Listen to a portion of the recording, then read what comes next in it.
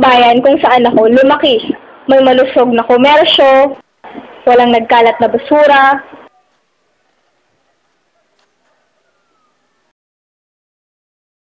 may pagkain para sa lahat, at masaya ang mga tao.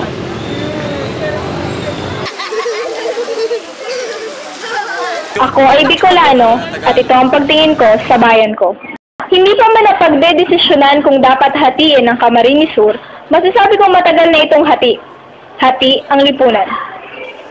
On the red corner, ang mga politiko kasama si Mayor at ang asawa niya na si Vice Mayor at ang anak nila na si SK Chairman. Sa kabilang dako naman, ang taong bayan. Umpisahan na ang laban. Laban na tulad ng inaasahan, talo na naman ang nakakarami.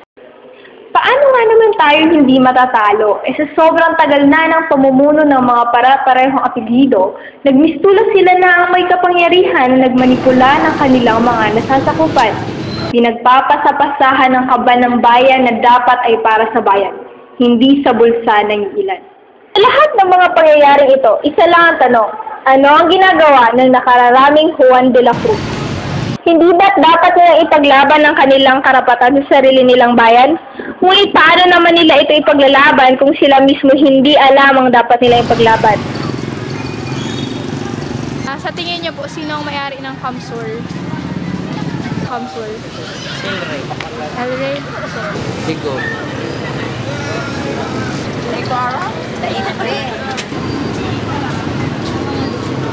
Ang mga... Sino ang may-ari ng Camsur? Uy! Naku, si ano to? Si... Tingin niyo lang po, sinong may-ari?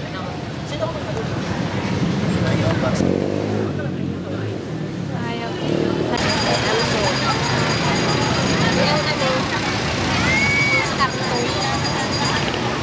May kasadiri kang Camarines Sur Opo. na gobernador. Na. Ikaw po sa hiling mo, sa may kagsadiri. Dili birthday. Gobyerno.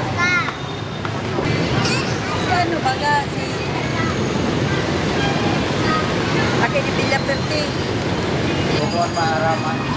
Dekwara. Paano na kung ang mismong mamamayan ay hindi alam kung sinong may-ari ng sarili nilang lupa? Paano kung sila mismo ay naniniwalang merong nagmamay-ari sa kanila?